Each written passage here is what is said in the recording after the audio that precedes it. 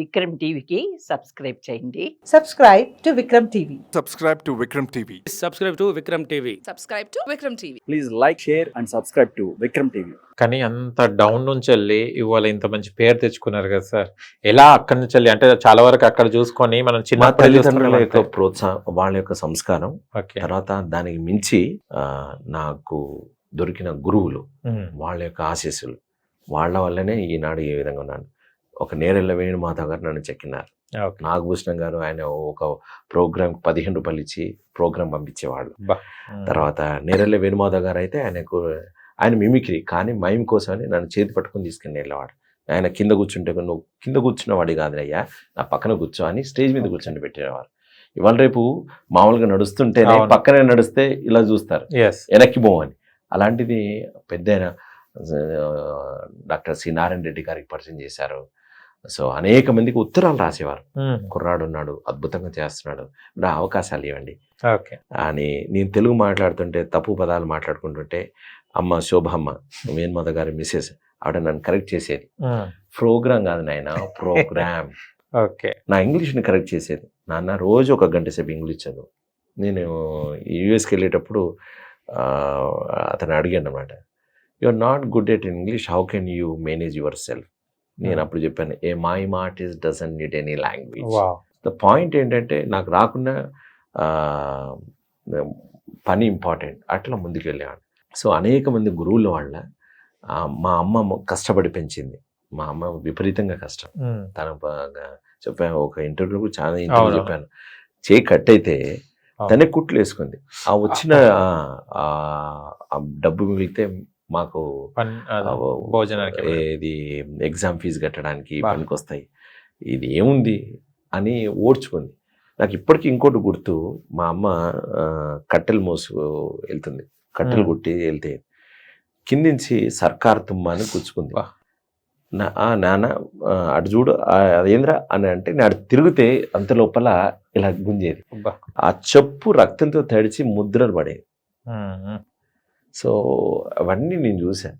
So ఇవన్నీ మా అమ్మ పడిన కష్టం ముందు మేము సున్నత్తే. So she is a great lady. So మా ఫాదర్ కూడా అంతే. సో అట్లా సో వాళ్ళ నుంచి వచ్చింది. ఎంతమంది సార్ మీరు అంత? నా తర్వాత 7 years తర్వాత ఒక తమ్ముడు, అనదర్ 2 years తర్వాత ఒక చెల్లి, మొత్తం ముగ్గురు. చెల్లి షీ సెటిల్ ఇన్ బెంగళూరు, బావగారు సోనీ కంపెనీలో జాబ్ చేస్తారు, తమ్ముడు కరీంనగర్లో ఒక కంపెనీలో ఒక రికవరీ కంపెనీలో జాబ్ చేస్తారు. కానీ బల్గం మూవీలో చూస్తే మొత్తం టోటల్ ఆల్ గా చూస్తే క్లైమాక్స్ సీన్ ఒక అందరినీ ఎంత కఠినమైన వాడు కూడా ఏడుస్తాడు, కన్నీళ్ళు రాక ఉండదు అసలు. ఆ సాంగ్ చేసేటప్పుడు మీరు ఎలా ఫీల్ అయ్యారు? మీకు ఓ విషయం చెప్పాలి, బలగం సినిమాలో మా నాన్నను ఆటో నుంచి వచ్చి దిగి సూర్యుడి నుంచి వచ్చేసేసి మా నాయన మీద కాళ్ళ మీద పడతాడు. ఆ సీన్ నా ఓన్ డిజైన్ తోటి రావాలి, కెమెరా తను ఎలా అనుకున్నాడు, ఒక డిజైన్ అనుకున్నాడు, ఒకటే షాట్లో చేయాలని వేణు అనుకున్నాడు. సో దాని తగ్గట్టుగా నేను అడగడం, ఆ టైమింగ్ చూసుకోవడం చేశాం. అండ్ చాలాసార్లు చేయించాడు, బట్ 6 సార్లు every time without mistake is doing repeating again. ఎందుకంటున్నాడో నాకు అర్థం కాదు. బట్ టెక్నికల్గా అడిగా కెమెరామెన్ని, లేదు కరెక్ట్ ఉందన్న. But I never lose my rhythm. ఎందుకంటే ఆ పెయిన్ నాకు తెలుసు. ఆ పెయిన్కి అక్కడున్న ఊరు వాళ్ళను ఊరికే జనాలుగా కూర్చుని పెట్టాడు. ఆ పెయిన్కి రియల్గా వాళ్ళు ఏడవడం స్టార్ట్ అయింది.